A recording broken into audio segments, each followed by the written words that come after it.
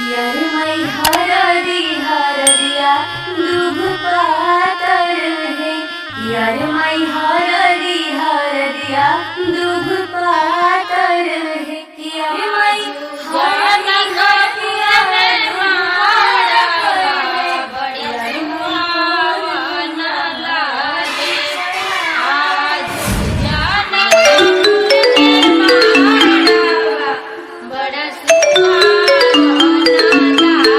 Hello. हाँ hello. कहाँ बाड़ा? घरे बनी। अरे जल्दी आवा ना। अरे इतना जल्दी कब आ? हमरा ये सब कुछ नहीं सुने के, जल्दी आवा ना। अरे तो इतना घबराइल काहे बड़ू? हमरा जिंदगी और मौत के सवाल बा, प्लीज जल्दी आ जाना। ठीक बा आओ।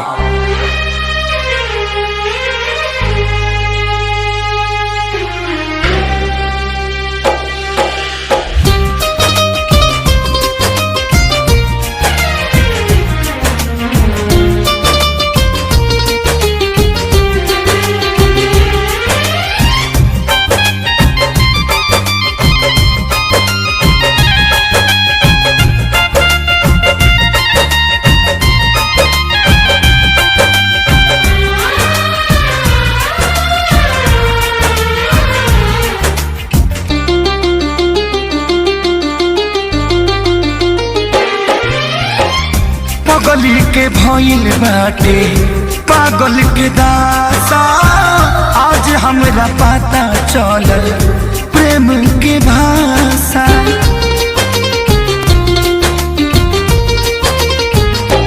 हाँ पगली के भइल बाटे पागल के दासा, आज हमरा पता चलल प्रेम के भाषा। रोते रोते मिले हमसे आयल बड़ी, रोते रोते मिले हमसे आयल बड़ी। हमर जान आज हरदी से लटाइल बड़ी, हमर जाना आज हरदी से लटाइल बड़ी।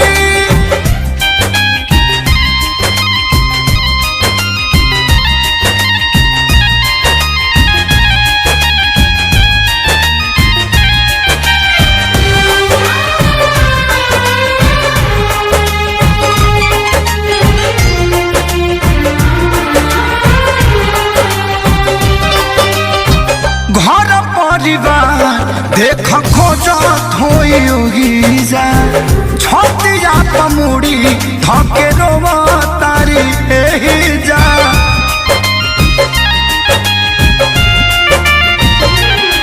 हथवा के मेहंदी मिटावेली इ तो हमरे के समझावेली।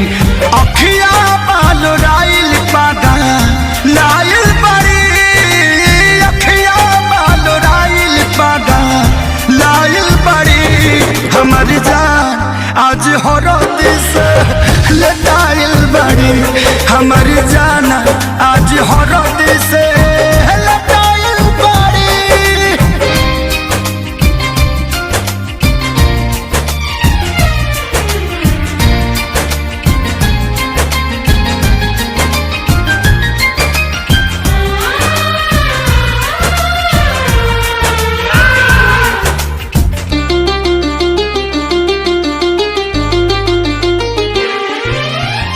रोवला से इनका झरे बनावा के पाता, प्यार के मतलब रब जी जुए बुझाता।